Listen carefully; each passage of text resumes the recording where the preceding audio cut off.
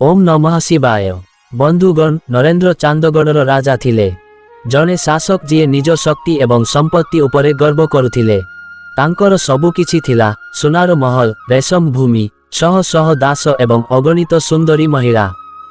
तथापि से केबे संतुष्ट नथिले। राजा केवल शासन करिबाकू भल पाउनथिले, वरन प्रत्येक सुंदरी महिलांकू निजर करिबार अभ्यास मध्य थिला। से विश्वास करुथिले जे तांको राज्यर सबु किछि, एपरिकी काहार स्त्री मध्य तांकर संपत्ति। राजप्रसाद दिनराति मदर बासना एवं नाच संगीतर शब्दरे परिपूर्ण थिला। राज दरबार कवि एवं नर्तकी माने राजांको प्रशंसारे गीत गाउथिले एवं राजा सेमानंको कथारे हजि जाई तांकर कामनाकू प्रेम बोली कहुथिले। किंतु सेही राज्यर एक छोट गाँरे सुरेश नामक जने सरल व्यक्ति बास करुथिले, जहांको नाम थिला कमार सुरेश। परिश्रमी, सचोट एवं सरल। तांको कमार शालर चुली सर्वदा जळुथिला एवं तांकर हातुड़ी द्वारा लुहा सहित विभिन्न प्रकारर घरोई जिनिष तैयारी करुथिले।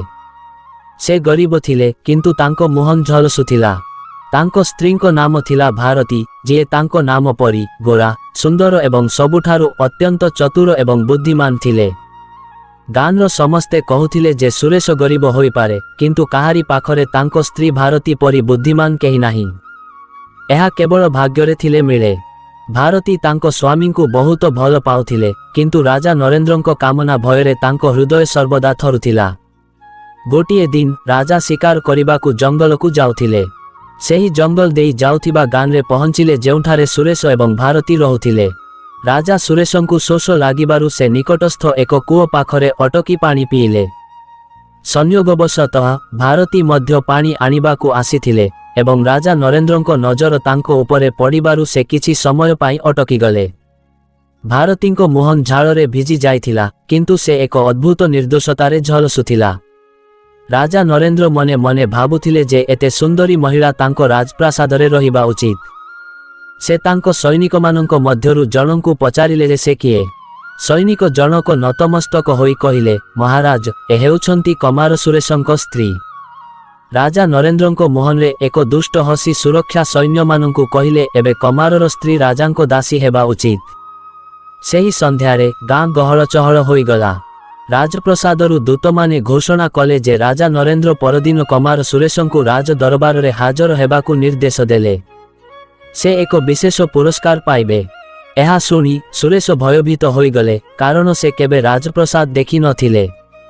भारती तांको स्वामी को आखिरे भय देखिले एवं हसी हसी तांको सांत्वना देई कहिले, भय कर नाही।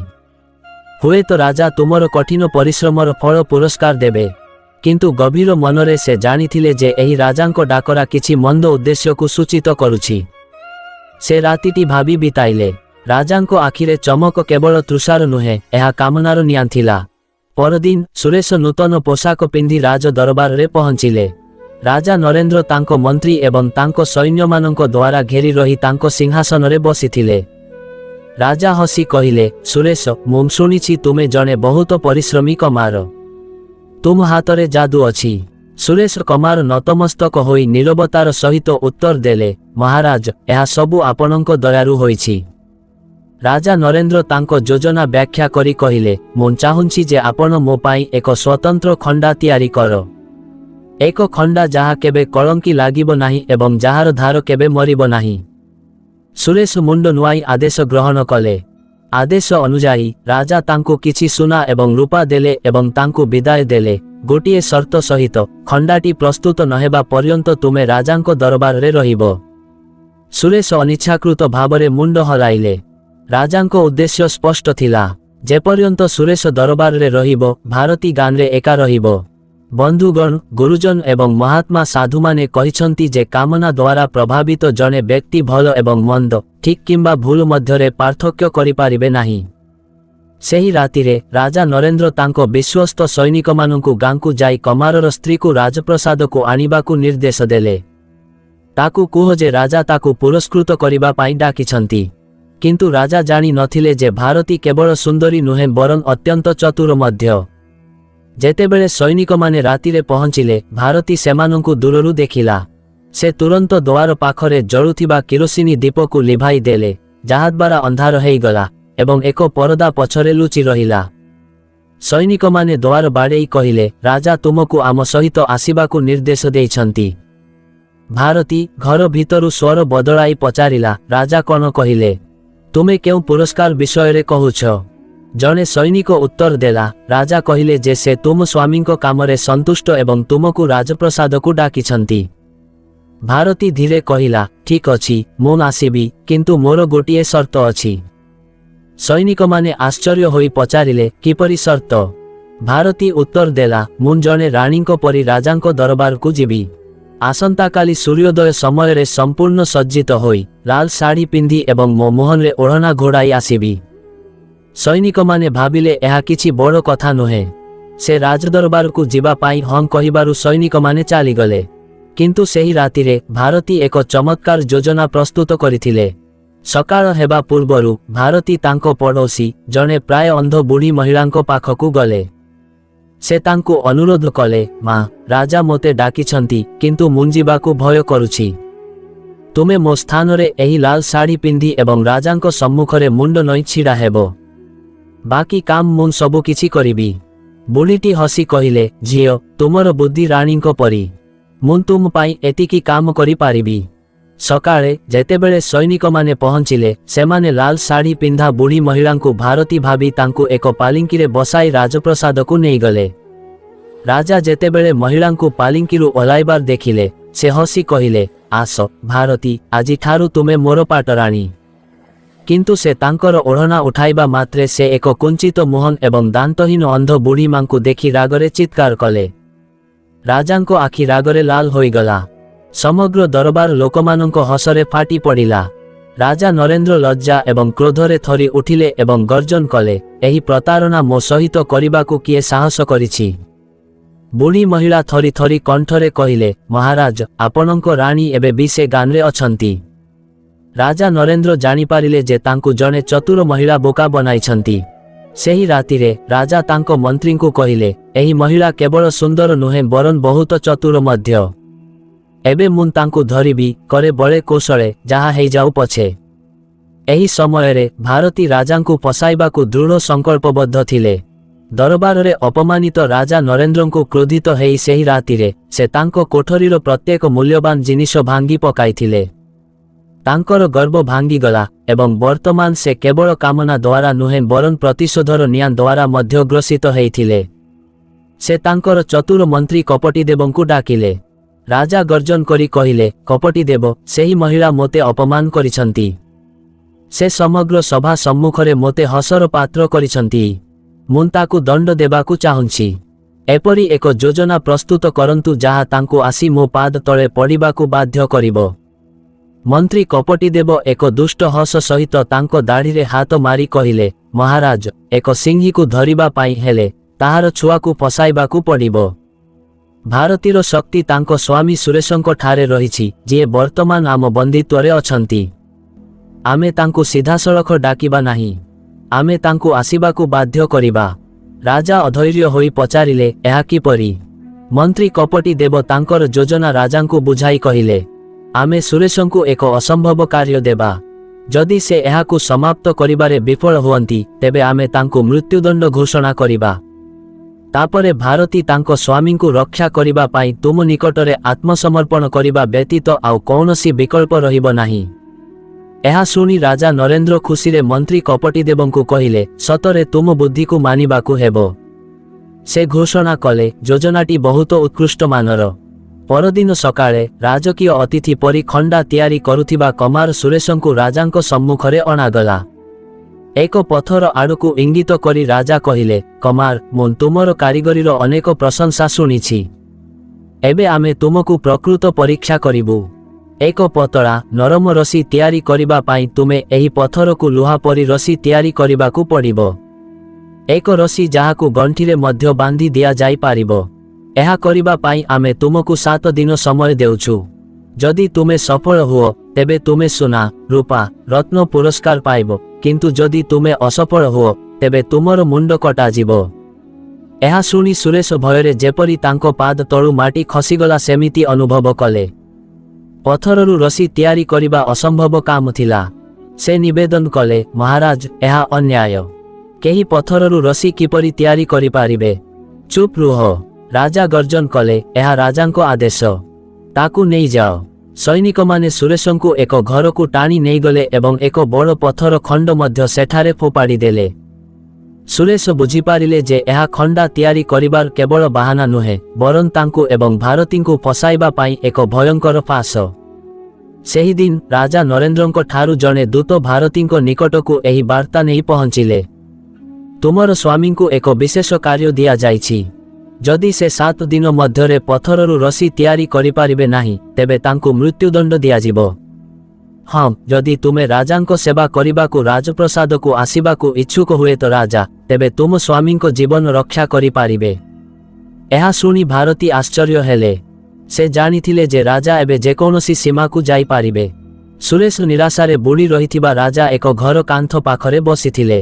ସେ ନିଜ ମୃତ୍ୟୁ ବିଷୟରେ ଚିନ୍ତିତ ନଥିଲେ, ବରଂ ଭାରତୀର ସୁରକ୍ଷା ବିଷୟରେ ଚିନ୍ତିତ ଥିଲେ।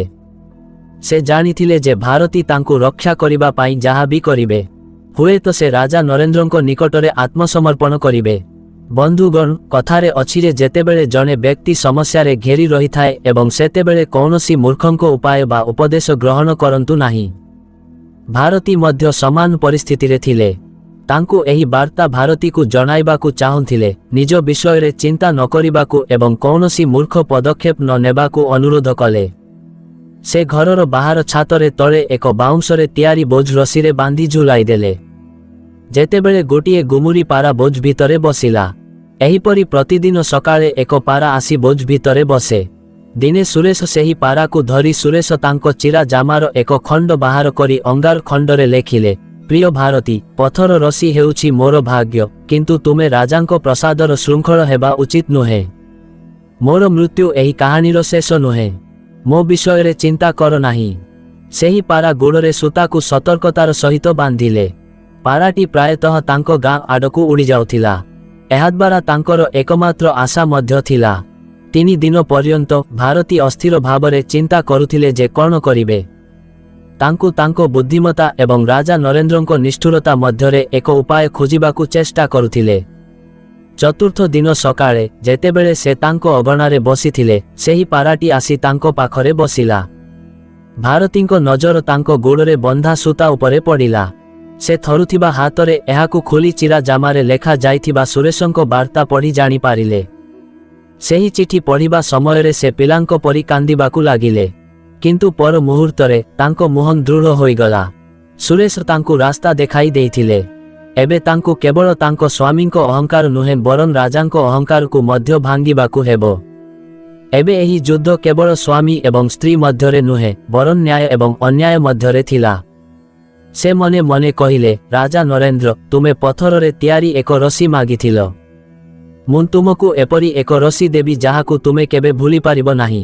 ଭାରତୀ ଉଠି ସିଧା ଗ୍ରାମର ମୁଖ୍ୟଙ୍କ ଘର ଏବଂ ଅନ୍ୟ ସମ୍ମାନିତ ଗୁରୁଜନ ବୃଦ୍ଧଙ୍କ ଘରକୁ ଗଲେ। ତାଙ୍କ ମନରେ ଏକ ଯୋଜନା ସୃଷ୍ଟି ହେଉଥିଲା ଯେପରି ତାଙ୍କ ସ୍ୱାମୀ ସୁରେଶଙ୍କ ଜୀବନ ରକ୍ଷା ହୋଇପାରିବ। ଯେତେବେଳେ ଭାରତୀ ଗ୍ରାମର ମୁଖ୍ୟ ଏବଂ 5 ଜଣ ସର୍ବୋତ୍ତମ ବୃଦ୍ଧଙ୍କ ସଭାସ୍ଥଳରେ ପହଞ୍ଚିଲେ, ତାଙ୍କ ମୁହଁ ଭୟରେ ନୁହେଁ, ବରଂ ଶାନ୍ତ ଆତ୍ମବିଶ୍ୱାସରେ ପରିପୂର୍ଣ୍ଣ ହୋଇଗଲା। ମୁଖିଆ ଚିନ୍ତିତ ହୋଇ କହିଲେ, ଝିଅ, ଏହା ଏକ ବିପର୍ଯ୍ୟୟ। ରାଜାଙ୍କ ସହିତ ଝଗଡ଼ା କଲେ ବା ତାଙ୍କର ଆଦେଶ ବିରୋଧରେ ଗଲେ ଆମକୁ ମଧ୍ୟ ତୁମ ସ୍ୱାମୀ ପରି ମୃତ୍ୟୁଦଣ୍ଡ ଦେବେ। ସେ ସମଗ୍ର ଗ୍ରାମକୁ ଧ୍ୱଂସ କରିଦେବେ। ଭାରତୀ ତାଙ୍କ ମୁଣ୍ଡ ନଇଁ କହିଲେ, ମୁଁ ଏଠାକୁ ରାଜାଙ୍କ ସହିତ ଯୁଦ୍ଧ କରିବାକୁ କହିବାକୁ ଆସିନାହିଁ, ବରଂ ନ୍ୟାୟ ପାଇବାର ସଠିକ୍ ଉପାୟ ପଚାରିବାକୁ ଆସିଛି। ଆମର ଧର୍ମ ନିର୍ଦ୍ଦେଶ ଦିଏ ଯେ ରାଜାଙ୍କ ଆଦେଶ ପାଳନ କରିବା ପ୍ରଜାଙ୍କର କର୍ତ୍ତବ୍ୟ, ନୁହେଁ କି? ସମସ୍ତେ ସହମତିରେ ମୁଣ୍ଡ ହଲାଇଲେ। ଭାରତୀ ଆଗକୁ ବଢ଼ିଲେ, ତେଣୁ ମୋ ସ୍ୱାମୀ ସୁରେଶ ରାଜାଙ୍କ ଜଣେ ବିଶ୍ୱସ୍ତ ସେବକ ହୋଇଥିବାରୁ ତାଙ୍କର ପ୍ରତ୍ୟେକ ଆଜ୍ଞା ପାଳନ କରିବାକୁ ଚାହାନ୍ତି। ସେ ଦିନରାତି ଏକ ପଥର ରସି ତିଆରି କରିବାକୁ ପରିଶ୍ରମ କରିବେ। କିନ୍ତୁ ଏକ ସମସ୍ୟା ଅଛି। ଜଣେ ବୃଦ୍ଧ ବ୍ୟକ୍ତି ପଚାରିଲେ, କ'ଣ ସମସ୍ୟା? ଭାରତୀ ନିର୍ଦ୍ଦୋଷ ଭାବରେ ଉତ୍ତର ଦେଲେ, ସୁରେଶ ଜଣେ ସରଳ କମାର। ସେ କେବଳ ଲୁହା ଦେଖିଛନ୍ତି। ସେ ଲୁହାକୁ ନିଆଁରେ ଗରମ କରି ବିଭିନ୍ନ ପ୍ରକାର ଘରୋଇ ଉପଯୋଗୀ ଜିନିଷ ତିଆରି କରିବା ଜାଣିଛନ୍ତି। କିନ୍ତୁ ସେ ତାଙ୍କ ଜୀବନରେ କେବେ ପଥରରୁ ରସି ତିଆରି କରିବା ଦେଖି ନାହାନ୍ତି। ସେ ଏହା କିପରି ତିଆରି କରିବେ, କେତେ ପତଳା, କେତେ ମୋଟା, କେତେ ଲମ୍ବା ଏବଂ କେତେ ମଜବୁତ ତାହା ମଧ୍ୟ ଜାଣି ନାହାନ୍ତି। ଏହା ଏକ ସାଧାରଣ ଜିନିଷ ନୁହେଁ। ସେ ରାଜାଙ୍କୁ ଅପମାନ କରିବାକୁ ଚାହୁଁ ନଥିଲେ। ମୁଖିଆ ବିଚଳିତ ହୋଇ କହିଲେ, ତେବେ ତୁମେ କ'ଣ କହିବାକୁ ଚାହୁଁଛ ଝିଅ? ମୋତେ ସ୍ପଷ୍ଟ ଭାବରେ କୁହ। ଭାରତୀ ଶେଷ ଯୋଜନା ପ୍ରକାଶ କଲେ। ଆମେ ସମସ୍ତେ ରାଜାଙ୍କୁ ଏକ ବିନମ୍ର ପ୍ରତିଜ୍ଞା ପଠାଇବା। ଆମେ ଏଥିରେ କହିବା, ମହାରାଜ, ଆମର କମାର ସୁରେଶ ଆପଣଙ୍କ ଆଦେଶ ପାଳନ କରିବାକୁ ପ୍ରସ୍ତୁତ, କିନ୍ତୁ ସେ ସେହି ରସିକୁ ସର୍ବୋତ୍ତମ କରିବାକୁ ଚାହାନ୍ତି। ଦୟାକରି ଆପଣଙ୍କ ରାଜକୋଷ କିମ୍ବା ଆପଣଙ୍କ ପୂର୍ବପୁରୁଷଙ୍କ ସଂଗ୍ରହରୁ ପଥର ଦଉଡ଼ିର ଏକ ଛୋଟ ନମୁନା ପଠାନ୍ତୁ। କେବଳ 1 ହାତ ଲମ୍ବା କିମ୍ବା 2 ହାତ ଲମ୍ବା ଯଥେଷ୍ଟ ହେବ, ଯାହା ଦ୍ୱାରା ସୁରେଶ ଏହାକୁ ପରୀକ୍ଷା କରିପାରିବେ, ଏହାର ତିଆରି ମଜବୁତ ବୁଝିପାରିବେ ଏବଂ ଆପଣଙ୍କ ପାଇଁ ଏକ ସଠିକ୍ ପଥରର ଦଉଡ଼ି ତିଆରି କରିପାରିବେ। ଏହା ଶୁଣି ରାଜ ଦରବାରରେ ସମସ୍ତେ ନୀରବ ହୋଇଗଲେ। ତାପରେ ଜଣେ ବୃଦ୍ଧ ବ୍ୟକ୍ତି ଜୋରରେ ହସିଲେ ଏବଂ ଭାରତୀର ଏପରି ବୁଦ୍ଧି ଜାଣିବା ପରେ ସମସ୍ତେ ଆଶ୍ଚର୍ଯ୍ୟ ହୋଇଗଲେ। ମୁଖିଆ ଠିଆ ହେଲେ, ଭାରତୀଙ୍କ ମୁଣ୍ଡରେ ହାତ ରଖି କହିଲେ, ଝିଅ, ଆଜି ତୁମେ ପ୍ରମାଣ କରିଛ ଯେ ପ୍ରକୃତ ଶକ୍ତି ଖଣ୍ଡାରେ ନୁହେଁ ବରଂ ବୁଦ୍ଧିରେ ଅଛି। ଆମେ ତୁମ ସହିତ ଅଛୁ। ଏକ ଚିଠି ମଧ୍ୟ ପ୍ରସ୍ତୁତ କରାଯିବ। 2 ଦିନ ପରେ ରାଜା ନରେନ୍ଦ୍ର ତାଙ୍କ ରାଜଦରବାରରେ ବସି ତାଙ୍କ ମନ୍ତ୍ରୀମାନଙ୍କ ସହିତ ନିଜକୁ ଗର୍ବିତ ଅନୁଭବ କରୁଥିଲେ ଏବଂ କହିଲେ, ଦେଖ, ସେହି ଅହଙ୍କାରୀ ମହିଳାଙ୍କଠାରୁ କୌଣସି ଉତ୍ତର ଆସିନାହିଁ। ଆଉ ମାତ୍ର 2 ଦିନ ସେହି କମାରର ମୁଣ୍ଡ କାଟି ଦିଆଯିବ ଏବଂ ତାଙ୍କ ସ୍ତ୍ରୀ ମୋ ପାଦ ତଳେ ପଡ଼ିବ। ରାଜାଙ୍କ ସମସ୍ତ କର୍ମଚାରୀମାନେ ରାଜାଙ୍କ ସହ ଏକମତ ହେଉଥିଲେ। ଠିକ୍ ସେହି ସମୟରେ ଜଣେ ବ୍ୟକ୍ତି ସୁରେଶ ଗ୍ରାମରୁ ଏକ ଚିଠି ନେଇ ଆସିଲେ। ରାଜା ହସି ହସି ଚିଠିଟି ନେଇ ଜୋରରେ ପଢ଼ିବାକୁ ଲାଗିଲେ, ଯାହା ଦ୍ୱାରା ସମସ୍ତେ ତାଙ୍କର ବିଜୟ ଦେଖିପାରିବେ। ଏଥିରେ ଲେଖାଥିଲା, ସମ୍ମାନୀୟ ମହାରାଜା ନରେନ୍ଦ୍ର, ଚାନ୍ଦଗଡ଼ର ଲୋକମାନେ ଆପଣଙ୍କ ପାଦ ତଳେ ପ୍ରଣାମ କରନ୍ତି। ରାଜାଙ୍କ ହସ ଆହୁରି ବଢ଼ିଗଲା। ଆପଣଙ୍କ ଆଦେଶ ଅନୁସାରେ ଆପଣଙ୍କ ଦାସ କମାର ସୁରେଶ ଏକ ପଥର ରସି ତିଆରି କରିବାକୁ ସମ୍ପୂର୍ଣ୍ଣ ପ୍ରସ୍ତୁତ। ସେ ଆପଣଙ୍କ ପାଇଁ ବିଶ୍ୱର ସର୍ବୋତ୍ତମ ରସି ତିଆରି କରିବାକୁ ଚାହାନ୍ତି, ଯାହା ରାଜ୍ୟକୁ ଗୌରବ ହେବ। କିନ୍ତୁ ମୋର ଏକ ଛୋଟ ଅନୁରୋଧ ଅଛି। ରାଜା ଟିକିଏ ଅଟକି ଗଲେ। ସେହି ଚିଠିରେ ଲେଖା ହେଇଥିଲା, ଆମ ଗାଁରେ କେହି କେବେ ପଥର ରସି ଦେଖିନାହାନ୍ତି। ତେଣୁ ଆମେ ଆପଣଙ୍କୁ ବିନମ୍ରତାର ସହିତ ଅନୁରୋଧ କରୁଛୁ ଯେ ଆପଣ ଆପଣଙ୍କର ରାଜକୀୟ କର୍ମଶାଳାରୁ ସେହି ରସିର ଏକ ପୁରୁଣା ନମୁନା ପଠାନ୍ତୁ। ଆପଣଙ୍କ ଦାସ ଏହାକୁ ପରୀକ୍ଷା କରିବେ ଏବଂ ଆପଣଙ୍କ ଇଚ୍ଛା ଅନୁସାରେ ଏକ ନୂତନ ରସି ତିଆରି କରିବେ। ଆମେ ନିଶ୍ଚିତ ଯେ ଆପଣଙ୍କ ମହାନ ରାଜ୍ୟରେ ନିଶ୍ଚିତ ଭାବରେ ଏପରି ଏକ ଅସାଧାରଣ ବସ୍ତୁର ନମୁନା ରହିଥିବ। ରାଜା ନରେନ୍ଦ୍ର ଚିଠିଟି ଶେଷ କରିବା ମାତ୍ରେ ସମଗ୍ର ଦରବାରରେ ଏକ ଅସ୍ୱସ୍ତିକର ନୀରବତା ହେଇଗଲା। କିଛି ସମୟ ପୂର୍ବରୁ ହସୁଥିବା ଦରବାରବାସୀ ଏବେ ପରସ୍ପରକୁ ଚାହିଁ ସେମାନଙ୍କ ହସକୁ ଦମନ କରିବାକୁ ଚେଷ୍ଟା କରୁଥିଲେ। ସମସ୍ତେ ବୁଝିପାରିଲେ ଯେ ଏହା ଏକ ଅନୁରୋଧ ନୁହେଁ, ବରଂ ଏକ ସିଧାସଳଖ ଏବଂ ତୀକ୍ଷ୍ଣ ଉପହାସ। ଜଣେ ସରଳ ଗ୍ରାମୀଣ ମହିଳା ରାଜାଙ୍କୁ ତାଙ୍କ ଦ୍ୱାରା ବୁଣାଯାଇଥିବା ଫାଶରେ ଫସାଇ ଦେଇଥିଲେ। ଯଦି ରାଜା କୁହନ୍ତି ଯେ ତାଙ୍କ ପାଖରେ ନମୁନା ନାହିଁ, ତେବେ ସେ ଏକ ଅସମ୍ଭବ ଏବଂ ମୂର୍ଖତା ଆଦେଶ ଦେଇଛନ୍ତି ବୋଲି ସ୍ୱୀକାର କରିବେ। ଯଦି ସେ ନମୁନା ଦେଇପାରିବେ ନାହିଁ, ତେବେ ସେ କିପରି ସୁରେଶଙ୍କୁ ମୃତ୍ୟୁଦଣ୍ଡ ଦେଇପାରିବେ? ରାଜା ନରେନ୍ଦ୍ରଙ୍କ ମୁହଁ କ୍ରୋଧ ଏବଂ ଅପମାନରେ ଲାଲ ହୋଇଗଲା। ସେ ଚିଠିଟିକୁ ଛୋଟ ଛୋଟ ଟୁକୁରା ଟୁକୁରା କରି ଚିରିଦେଲେ। ସେ କିଛି କହିପାରିଲେ ନାହିଁ, କାରଣ ସେ ଯାହା କହିଲେ ତାହା ତାଙ୍କର ନିଜର ମୂର୍ଖତାର ପ୍ରମାଣ ହେବ। କମ୍ପିତ ସ୍ୱରରେ ସେ କେବଳ କହିଲେ, ଆଜି ପାଇଁ ଦରବାର ବିଚାର କାମ ବନ୍ଦ କରିବା ଉଚିତ। ରାଜା ନରେନ୍ଦ୍ର ତାଙ୍କ ସିଂହାସନରୁ ଉଠି ତାଙ୍କ ପ୍ରକୋଷ୍ଠକୁ ଶୀଘ୍ର ଗଲେ। ତାଙ୍କ ପଛେ ପଛେ ଧୂର୍ତ୍ତ ମନ୍ତ୍ରୀ କପଟି ଦେବ। ଭାରତୀ ମଧ୍ୟ ଏହି ଖେଳ ଜିତିଥିଲେ, କିନ୍ତୁ ସେ ଜାଣିଥିଲେ ଯେ ଏହି ଆହତ ସାପ ଆହୁରି ବିପଦପୂର୍ଣ୍ଣ ହୋଇପାରେ। ଏବେ ରାଜା ଏକ ସରଳ ପଦକ୍ଷେପ ନେବେ ନାହିଁ, ବରଂ ଆହୁରି ଭୟଙ୍କର ଏବଂ କପଟପୂର୍ଣ୍ଣ ଷଡ଼ଯନ୍ତ୍ର କରିବେ। ରାଜା ନରେନ୍ଦ୍ର ଆହତ ସିଂହ ପରି ତାଙ୍କ କୋଠରୀରେ ଚାଲି ଚାଲି ଗଲେ। ତାଙ୍କ ମୁହଁ ଲାଲ ହୋଇଗଲା ଏବଂ ତାଙ୍କ ଆଖି କ୍ରୋଧରେ ଲାଲ ହୋଇଗଲା। କପଟି ଦେବ ହାତ ଯୋଡ଼ି ମୁଣ୍ଡ ନୁଆଇଁ ଠିଆ ହେଲେ। ରାଜା ଗର୍ଜନ କଲେ, ସେହି ମହିଳା ପୂର୍ଣ୍ଣ ଦରବାର ସମ୍ମୁଖରେ ମୋତେ 2 ଥର ଅପମାନିତ କରିଛନ୍ତି। ପ୍ରଥମେ ଜଣେ ବୃଦ୍ଧା ମହିଳାଙ୍କୁ ପଠାଇ ଏବଂ ଏବେ ଏହି ଚିଠି ସହିତ ସମଗ୍ର ଜନସାଧାରଣ ମୋ ଉପରେ ହସିଲେ। କପଟି ଦେବ, ଯଦି ତୁମର ଏକ ମହିଳାକୁ ଦଣ୍ଡ ଦେବାକୁ କିଛି ଷଡ଼ଯନ୍ତ୍ର ଯୋଜନା ନାହିଁ, ତେବେ ମୁଁ ତୁମର ମୁଣ୍ଡ କାଟିଦେବି। କପଟି ଦେବଙ୍କ ଆଖି ଦୁଷ୍ଟତାରେ ଚମକି ଉଠିଲା। ସେ କହିଲେ, ଶାନ୍ତ ହୁଅ ମହାରାଜ। ଆମେ ବୁଦ୍ଧିମତା ଦ୍ୱାରା ତାକୁ ପରାସ୍ତ କରିବାକୁ ଚେଷ୍ଟା କରିଥିଲୁ, କିନ୍ତୁ ସେ ସେହି ଖେଳର ଜଣେ ମାଷ୍ଟର। ଏବେ ଆମେ ତାକୁ ଯେଉଁଠାରେ ସବୁଠାରୁ ଦୁର୍ବଳ ସେଠାରେ ଆକ୍ରମଣ କରିବା। କେଉଁଠାରେ? ରାଜା ପଚାରିଲେ। ମନ୍ତ୍ରୀ କରି ରାଜାଙ୍କ କାନ ପାଖରେ କହିଲେ, ତାଙ୍କ ଚରିତ୍ର ଉପରେ, ତାଙ୍କ ପବିତ୍ରତା ଉପରେ, ଗର୍ବ ଉପରେ ଆମେ ତାଙ୍କୁ ଗ୍ରାମବାସୀଙ୍କ ଦୃଷ୍ଟିରେ ଅପମାନିତ କରିବା। ଯେତେବେଳେ ଗ୍ରାମବାସୀ ତାଙ୍କ ଉପରେ ଛେପ ପକାଇବେ, ସେ ଏକା ରହିବେ ଏବଂ ଆପଣଙ୍କ ପାଦ ତଳେ ନିଜକୁ ସମର୍ପଣ କରିବ। ଯୋଜନା ଶୁଣି ରାଜା ନରେନ୍ଦ୍ରଙ୍କ ନିଶ୍ୱାସ ଦ୍ରୁତ ହୋଇଗଲା। ତାଙ୍କୁ ମନ୍ତ୍ରୀଙ୍କ ଏହି ଯୋଜନାଟି ବହୁତ ପସନ୍ଦ ଆସିଲା। ତୁମେ ଏହା କିପରି କରିବ? ମନ୍ତ୍ରୀ ରାଜାଙ୍କୁ ପଚାରିଲେ। ମହାରାଜ, ସେ କହିଲେ, ଆପଣଙ୍କ ସେନାରେ ସବୁଠାରୁ ସୁନ୍ଦର ଏବଂ ବାକ୍ଚାତୁର ସୈନିକ କିଏ? ରାଜା ଭାବି କହିଲେ, ଏହା ମନୋହର। ତାଙ୍କ କଥାରେ ମହୁ ଏବଂ ଆଖିରେ ଯାଦୁ ଅଛି। ମନ୍ତ୍ରୀ କହିଲେ, ଆମେ ମନୋହରକୁ ଗାଁକୁ ପଠାଇବା। ସେ ଭାରତୀଙ୍କୁ ଭେଟି ଆପଣଙ୍କ ତରଫରୁ କ୍ଷମା ମାଗିବ ଏବଂ ବନ୍ଧୁ ହେବାର ଅଭିନୟ କରିବେ। ସେ ତାଙ୍କ କଥାରେ ତାଙ୍କୁ ଫସାଇବାକୁ ଚେଷ୍ଟା କରିବେ। ସେ ସଫଳ ହୁଅନ୍ତି କି ନାହିଁ ତାହା ଗୁରୁତ୍ୱପୂର୍ଣ୍ଣ ନୁହେଁ। ଗୋଟିଏ କିମ୍ବା 2 ଦିନ ମଧ୍ୟରେ ମନୋହର ଫେରି ଆସି ସାରା ଦରବାରରେ ଏହି କାହାଣୀ ପ୍ରଚାର କରିବେ ଯେ ଭାରତୀ ଖରାପ ଚରିତ୍ରର ଏବଂ ସେ ତାଙ୍କ ସ୍ୱାମୀଙ୍କ ଅନୁପସ୍ଥିତିରେ ତାଙ୍କୁ ତାଙ୍କ ଘରକୁ ନିମନ୍ତ୍ରଣ କରିଥିଲେ। ରାଜାଙ୍କ ନିଷ୍ଠୁର ହସ ସମଗ୍ର ରାଜକକ୍ଷରେ ପ୍ରତିଧ୍ୱନିତ ହେଲା। ବାଃ ବାଃ, ମନ୍ତ୍ରୀ, କି ଯୋଜନା! ଯଦି ତାଙ୍କୁ ଚରିତ୍ରହୀନ ବୋଲି ଚିହ୍ନିତ କରାଯାଏ, ତେବେ କେହି ତାଙ୍କ ବୁଦ୍ଧିମତ୍ତାର ପ୍ରଶଂସା କରିବେ ନାହିଁ। ତାପରେ ଆମେ ନ୍ୟାୟର ଅଭିନୟ କରିବା।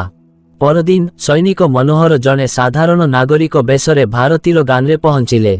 ସେ ଭାରତୀକୁ ତାଙ୍କ ଘର ବାହାରେ କାମ କରୁଥିବାର ଦେଖିଲେ ଏବଂ ତାଙ୍କ ପାଖକୁ ଯାଇ ନମ୍ର ଭାବରେ କହିଲେ, ମହାରାଣୀ, ମୁଁ ଜଣେ ରାଜପ୍ରସାଦର କର୍ମଚାରୀ।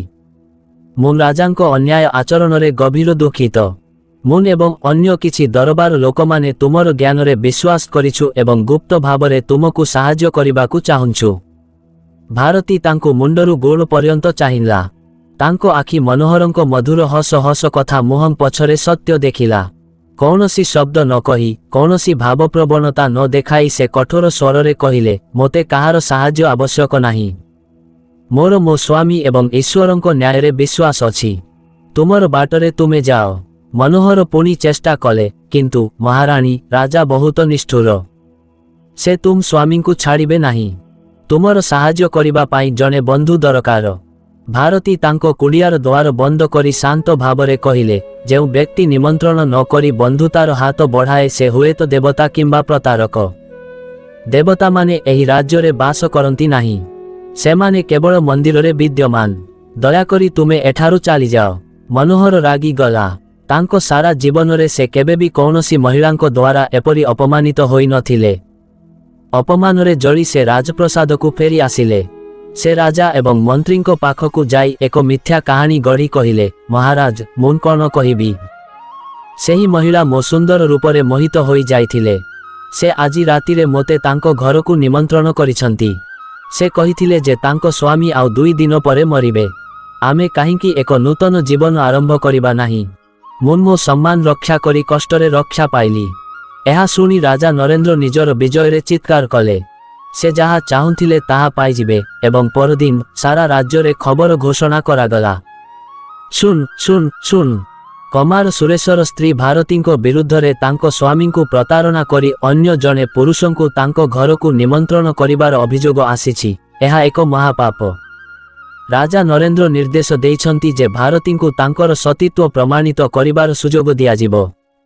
ଆଜିଠାରୁ 5ମ ଦିନ ସୂର୍ଯ୍ୟୋଦୟ ସମୟରେ ଭାରତୀ ରାଜଧାନୀର ମୁଖ୍ୟ ଛକରେ ଅଗ୍ନି ଦ୍ୱାରା ଏକ ପରୀକ୍ଷାର ସମ୍ମୁଖୀନ ହେବେ।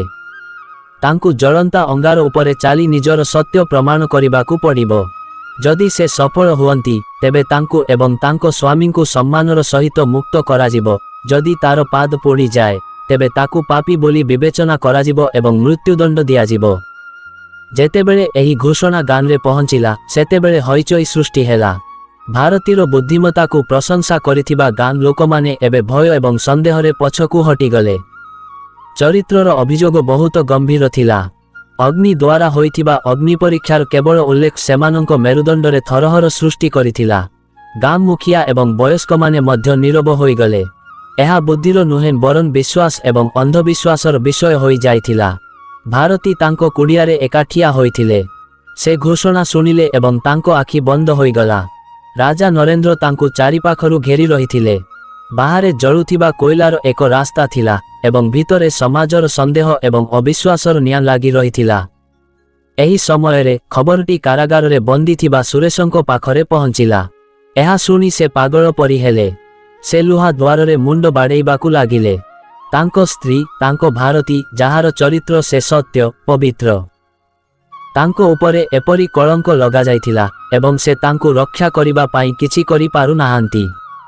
ଭାରତୀ ପାଖରେ ଏବେ 5 ଦିନ ଥିଲା।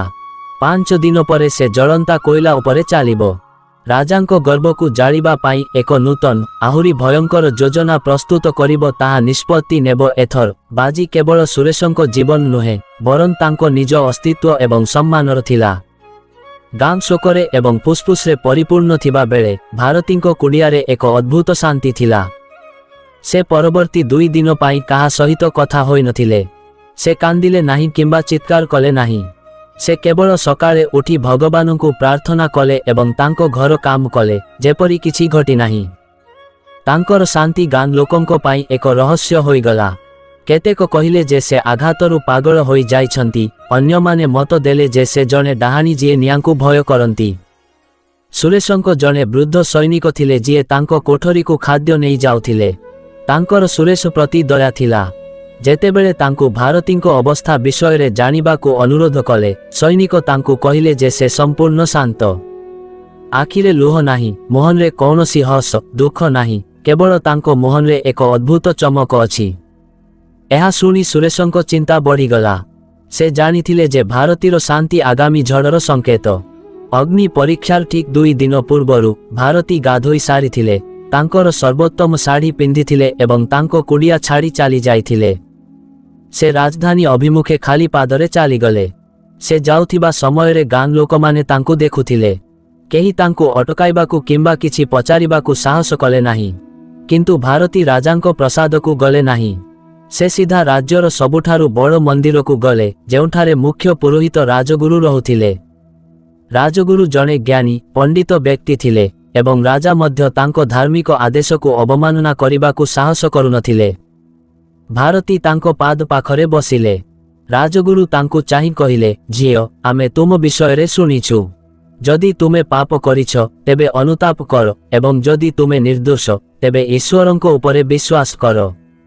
ଭାରତୀ ତାଙ୍କ ହାତ ଯୋଡ଼ି କହିଲେ, ହେ ଗୁରୁଦେବ, ମୋର ଈଶ୍ୱରଙ୍କ ଉପରେ ପୂର୍ଣ୍ଣ ବିଶ୍ୱାସ ଅଛି ଏବଂ ମୁଁ ମୋର ପବିତ୍ରତା ପ୍ରମାଣ କରିବା ପାଇଁ ଅଗ୍ନି ପରୀକ୍ଷା ଦେବାକୁ ପ୍ରସ୍ତୁତ। ମୁଁ ତୁମଠାରୁ କୌଣସି ରିହାତି ମାଗିବାକୁ ଏଠାକୁ ଆସିନାହିଁ।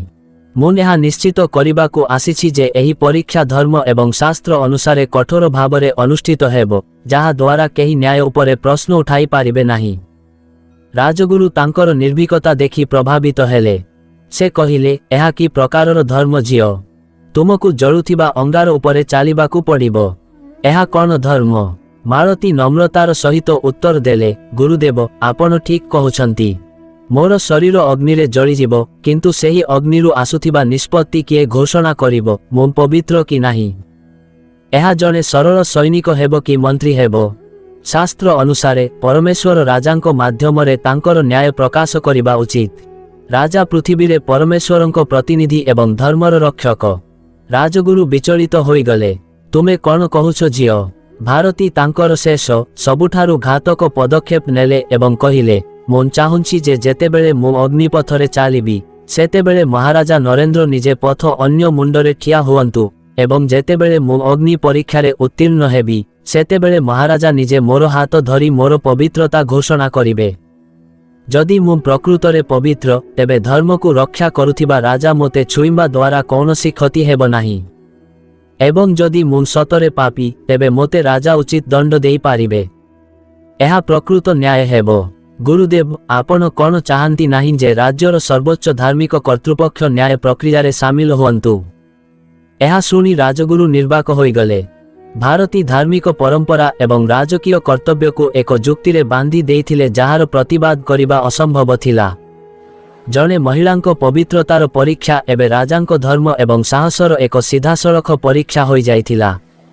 ଯଦି ରାଜା ମନା କରନ୍ତି, ତେବେ ଏହାର ଅର୍ଥ ହେବ ଯେ ତାଙ୍କର ନିଜ ନ୍ୟାୟରେ ବିଶ୍ୱାସର ଅଭାବ ଥିଲା। ସେ ଜଣେ ପାପୀ ମହିଳାଙ୍କୁ ଛୁଇଁବାକୁ ଭୟ କରୁଥିଲେ।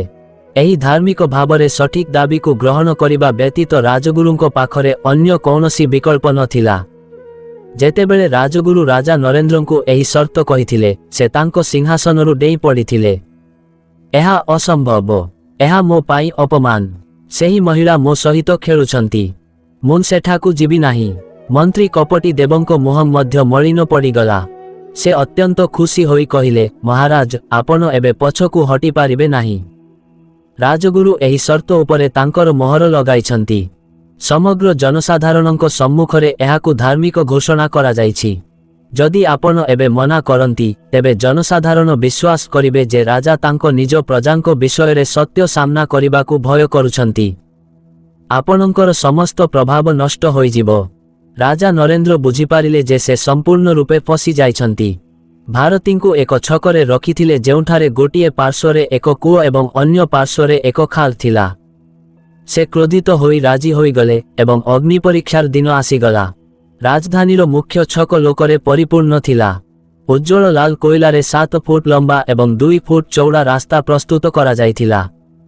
ଭାରତୀ ଗୋଟିଏ ପାର୍ଶ୍ୱରେ ଶାନ୍ତ ଏବଂ ସ୍ଥିର ଠିଆ ହୋଇଥିଲେ ଏବଂ ରାଜା ନରେନ୍ଦ୍ର ତାଙ୍କ କପାଳରେ ଝାଳ ପୋଛି ଏବଂ ଆଖିରେ ସ୍ପଷ୍ଟ ଭାବରେ ଦେଖାଯାଉଥିବା ଭୟ ସହିତ ଅନ୍ୟ ଏକ ପାର୍ଶ୍ୱରେ ଠିଆ ହୋଇଥିଲେ। ଢୋଲ ବାଜୁଥିଲା, ତାପରେ ଢୋଲ ବାଜିବା ବନ୍ଦ ହୋଇଗଲା। ସମ୍ପୂର୍ଣ୍ଣ ନୀରବତା ବ୍ୟାପିଗଲା। ମନ୍ତ୍ରୋଚ୍ଚାରଣ କରିବା ପରେ ରାଜଗୁରୁ ଭାରତୀଙ୍କୁ ଆଗକୁ ବଢ଼ିବାକୁ ନିର୍ଦ୍ଦେଶ ଦେଲେ। ଭାରତୀ ଆଖି ବନ୍ଦ କରି ଏକ ଗଭୀର ନିଶ୍ୱାସ ନେଲା ଏବଂ ଜଳନ୍ତା ଅଙ୍ଗାର ଉପରେ ପ୍ରଥମ ପାଦ ରଖିଲା। ସମଗ୍ର ଜନତା ନିଶ୍ୱାସ ବନ୍ଦ କରି ଦେଇଥିଲେ। ଭାରତୀର ପ୍ରଥମ ପାଦ ଜଳନ୍ତା ଅଙ୍ଗାରକୁ ସ୍ପର୍ଶ କରିବା ମାତ୍ରେ ଭିଡ଼ରୁ ଏକ ମୃଦୁ ଚିତ୍କାର ଉଠିଲା, ନିଆଁରେ ଚାଲିବା ବନ୍ଦ କର। କିନ୍ତୁ ଭାରତୀ ଅଟକି ନଥିଲେ। ତାଙ୍କ ପାଦ ସ୍ଥିର ଥିଲା। ତାଙ୍କ ମୁହଁରେ କୌଣସି ଯନ୍ତ୍ରଣା କିମ୍ବା ଭୟ ନଥିଲା। ଏହା ଏପରି ଥିଲା ଯେପରି ସେ ନିଆଁରେ ନୁହେଁ, ଥଣ୍ଡା ପଥର ମାଟିରେ ଚାଲୁଛି। ଦ୍ୱିତୀୟ ପାଦ ଚାଲିବା, ତୃତୀୟ ପାଦ ଚାଲିବା, ଅଙ୍ଗାରରୁ ଧୂଆଁ ତାଙ୍କ ପାଦ ଚାରିପାଖରେ ଘୂରିବା ଆରମ୍ଭ କଲା। ଲୋକମାନେ ଭାବିଥିଲେ ଯେ ସେ ଏକ ଚିତ୍କାର କରି ତଳେ ପଡ଼ିଯିବେ। କିନ୍ତୁ ପ୍ରତ୍ୟେକ ପଦକ୍ଷେପ ସହିତ ଭାରତୀର ମୁହଁ ଶାନ୍ତ ହୋଇଗଲା। ଭିଡ଼ରେ ଥିବା ସମସ୍ତେ ନିଜ ନିଜ ଭିତରେ ଦେଖିବାକୁ ଲାଗିଲେ। ଯେଉଁମାନେ ତାଙ୍କୁ ସନ୍ଦେହ କରିଥିଲେ ସେମାନେ ସେମାନଙ୍କର ଦୃଷ୍ଟି ତଳକୁ କରିଦେଲେ। ଯେଉଁମାନେ ନୀରବ ରହିଥିଲେ ସେମାନେ ସେମାନଙ୍କ ହୃଦୟରେ ଏକ ଅପରାଧର ବେଦନା ଅନୁଭବ କଲେ। ରାସ୍ତାର ଅନ୍ୟ ପାର୍ଶ୍ୱରେ ଠିଆ ହୋଇ ରାଜା ନରେନ୍ଦ୍ର ଥରି ଉଠିଲେ। ଏହି ସେହି ରାଜା ଥିଲେ ଯିଏ ଯୁଦ୍ଧକ୍ଷେତ୍ରରେ ଶତ୍ରୁମାନଙ୍କୁ ହାତୀ ଉପରେ ଦଳି ଦେଉଥିଲେ, ଯାହାଙ୍କ ଖଣ୍ଡାର ରକ୍ତ ଟପ୍ ଟପ୍ ବହୁଥିଲା, ଯାହାଙ୍କ ନାମ ସମଗ୍ର ରାଜ୍ୟକୁ ଥରାଇ ଦେଉଥିଲା। କିନ୍ତୁ ଆଜି ତାଙ୍କ ଆଣ୍ଠୁ ଥରି ଉଠିଥିଲା, କାରଣ ଏହା ଖଣ୍ଡାର ଯୁଦ୍ଧ ନଥିଲା। ଏହା ଧାର୍ମିକତା ଏବଂ ଅଧର୍ମ ମଧ୍ୟରେ ଏକ ଯୁଦ୍ଧ ଥିଲା। ଭାରତୀ ଶେଷ ପାହାଚ ନିକଟରେ ପହଞ୍ଚିଥିଲା। ରାଜଗୁରୁଙ୍କ ସ୍ୱର ପ୍ରତିଧ୍ୱନିତ ହେଲା, ଯଦି ଜଣେ ମହିଳା ନିର୍ଦ୍ଦୋଷ, ତେବେ ଅଗ୍ନି ତାଙ୍କୁ କ୍ଷତି କରିବ ନାହିଁ। ଭାରତୀ ଶେଷ ଅଙ୍ଗାର ପାର କରିବା ମାତ୍ରେ ସେ ରାଜା ନରେନ୍ଦ୍ରଙ୍କ ସମ୍ମୁଖରେ ଠିଆ ହେଲେ। ଜନତାଙ୍କ ଦୃଷ୍ଟି ରାଜାଙ୍କ ଉପରେ ସ୍ଥିର ଥିଲା। ଧର୍ମ ଅନୁସାରେ ରାଜାଙ୍କୁ ଆଗକୁ ବଢ଼ିବାକୁ, ଭାରତୀଙ୍କ ହାତ ଧରି ସେ ପବିତ୍ର ବୋଲି ଘୋଷଣା କରିବାକୁ କୁହାଯାଇଥିଲା। କିନ୍ତୁ ରାଜାଙ୍କ ଶରୀର ମାନିବାକୁ ମନା କଲା।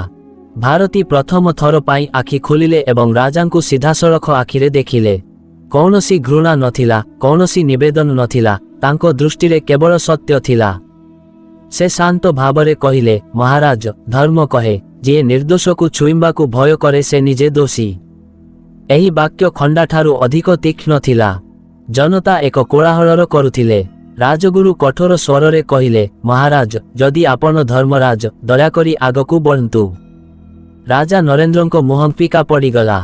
ସେ ହାତ ବଢ଼ାଇବାକୁ ଚେଷ୍ଟା କଲେ, କିନ୍ତୁ ଯେତେବେଳେ ତାଙ୍କ ଆଙ୍ଗୁଠି ଭାରତୀଙ୍କ ହାତ ପାଖକୁ ଗଲା, ତାଙ୍କ ଭିତରେ ଥିବା ସମସ୍ତ ପାପ ଜାଗ୍ରତ ହୋଇଗଲା। ତାଙ୍କ ହାତ ଥରିବାକୁ ଲାଗିଲା ଏବଂ ରାଜା ହଠାତ୍ ପଛକୁ ହଟି ଯାଇ ଚିତ୍କାର କରି କହିଲେ, ଅପେକ୍ଷା କର, ଏହା ସବୁ ଏକ ଷଡ଼ଯନ୍ତ୍ର। ଜନତା ଆଶ୍ଚର୍ଯ୍ୟ ହୋଇଗଲେ। ରାଜା ଥରି ଥରି କହିଲେ, ଏହି ମହିଳାଙ୍କୁ ମୋତେ ଭୟ ଲାଗେ। ତାଙ୍କ ଓଠରୁ ବାହାରୁଥିବା ତାଙ୍କ କଥା ତାଙ୍କର ପତନ ଘୋଷଣା କଲା। ରାଜଗୁରୁ ଗମ୍ଭୀର ସ୍ୱରରେ କହିଲେ, ମହାରାଜ, ଆପଣ ନିଜେ ସ୍ୱୀକାର କରିଛନ୍ତି ଯେ ଆପଣ ଧର୍ମ ଦ୍ୱାରା ନୁହେଁ, ଭୟ ଦ୍ୱାରା ପରିଚାଳିତ। ଜନତା ଶବ୍ଦରୁ ଗର୍ଜନରେ ପରିଣତ ହେଲେ। ଲୋକମାନେ ପରସ୍ପରକୁ ଚାହିଁଲେ। ଠିକ୍ ସେତିକିବେଳେ ବନ୍ଦୀଶାଳା ଦ୍ୱାର ଖୋଲିଗଲା। ଶିକୁଳିରେ ବନ୍ଧା ଯାଇଥିବା ସୁରେଶଙ୍କୁ ବାହାରକୁ ଅଣାଗଲା। ତାଙ୍କ ଗୋଡ଼ ଥରିଲା, କିନ୍ତୁ ତାଙ୍କ ଆଖି ଭାରତୀକୁ ଖୋଜୁଥିଲା। ଭାରତୀ ଅଗ୍ନିପଥ ପାର ହୋଇଗଲା ଏବଂ ରାଜା ଭୟରେ ପଛକୁ ହଟିଗଲେ ବୋଲି ଦେଖିବା ମାତ୍ରେ ତାଙ୍କ ଆଖିରେ ଲୁହ ଝରିଗଲା। ରାଜଗୁରୁ ଜୋରରେ ଘୋଷଣା କଲେ, ଏହି ଅଗ୍ନି ପରୀକ୍ଷା ଶେଷ ହୋଇଛି। ଅଗ୍ନି ଏହି ମହିଳାଙ୍କୁ ପବିତ୍ର ବୋଲି ସ୍ୱୀକାର କରିଛି। ଏବେ ରାଜାଙ୍କ ଭୟ ତାଙ୍କ ଦୋଷକୁ ପ୍ରମାଣ କରୁଛି। जनता एक स्वरे गर्जन कले, न्याय न्याय न्याय। राजा नरेंद्र पछकू हटिगले। मंत्री कपटिदेव पळाइबाकू चेष्टा कले, किंतु लोकमाने तांकू धरी पकाइले। राजा चित्कार कले, मुन राजा, मुन एही राज्यर मालिक। एवं तापरे भारती आगकू गले। तांको पादरे गोटिए भी पोड़ा दाग नथिला। से कहिले, राजा हेउछंती जिए तांको प्रजांकू रक्षा करंती, एवं जदि केही धर्म को निजर कामना पूरण करिबा पाई व्यवहार करंती से केवल जने अत्याचारी। राजगुरु सिंहासन को चाहि कहिले, आजिठारु नरेंद्र आउ चांदगढ़ रे राजा रहिबे नाही। एहा सुनी राजा नरेंद्र आंठुमाड़ी पड़ीगले। तांकर गर्व, तांकर शक्ति, तांकर कामना सबू चालीगला। सुरेश मुक्त हेले। भारती तांको हाथ धरिले। उभय मन दुखरे कांदुथिले, किंतु सेगुड़िको दुखर लुह नथिला। सेगुड़िको विजयर लुह थिला। खंडा द्वारा नुहे, बरं ज्ञान, धैर्य एवं सत्य द्वारा विजय हासिल करा जाइथिला। एवं किछि मास परे चांदगढ़ रे एक नूतन राजा एक व्यक्ति को समस्ते प्रजा माने मनोनीत करी चांदगढ़र एपरी एक राज्य जेउठारे राजा नुहे, धर्म सर्वोच्च राजत्व करुथिला। गान रे पुणी थरे सुरेशंको कमार शाळर चुली जळिला। किंतु एबे से केवल लुहारे जिनिष तैयारी करुनथिले। से पीढ़ी परे पीढ़ी कही आसुथिबा कहानी गढ़िथिले। जेतेबेले जने साधारण महिला सत्य एवं ज्ञान सहित ठिया हुअंती, सेतेबेले सबुठारु बड़ राजा मध्य तांको आगरे थरी उठंती, हार मानंती। बंधुगण, एही कहानीर केउ चरित्र आपनंकु सबुठारु अधिक पसंद आसिला? दयाकरी आमकु मंतव्यरे जणांतु। परवर्ती एक शिक्षणीय कहानी रे देखा हेबो। से पर्यंत जय श्री कृष्ण। राधे राधे।